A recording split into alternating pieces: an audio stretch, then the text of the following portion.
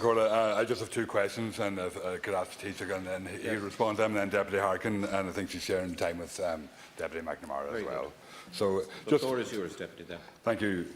Taoiseach, just have two quick questions just to ask you in relation to the COVID-19 defence that's going on at the moment. And the first one has been topical for a number of days across the country, but is in relation to the travel and for the people travelling from Northern Ireland into the Republic, that we are told that the Gardaí can't instruct them or can't stop them and tell them to go home or tell them to do anything in relation to the, their movement. And I would just like to know how that happened, if that is the case, how it happened and what you intend to do about it. I don't think it's as prevalent as there's not hordes of people coming across the border or anything like that there, but it is something that's very frustrating for people who are trying to manage and live the restrictions that we have here in the south as well. And the other question I have just in relation to, for you, Taoiseach, is in relation to the Keelings workers, which has been a lot in the media and as well over the last couple of days. And I just noticed that recently we've discovered that the Keelings advised the workers that they could quarantine in numbers of 49 people at a time in a quarantine situation, and that they have advised the workers that they were advised of that by either NEFIT or the government or the department or whoever it was.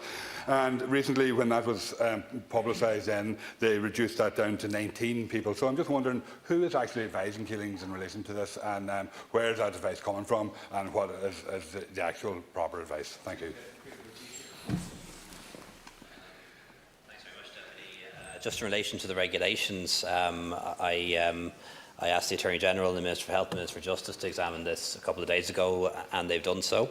Having looked at the different options, it's their view that the regulations don't need to be amended, but what is required is greater cooperation between PSNI and An Garda Síochána. Because people coming from Northern Ireland into the Republic of Ireland are breaching Northern Ireland law, and essentially, and vice versa. So, unless we prohibit people crossing the border, which we're just not going to do,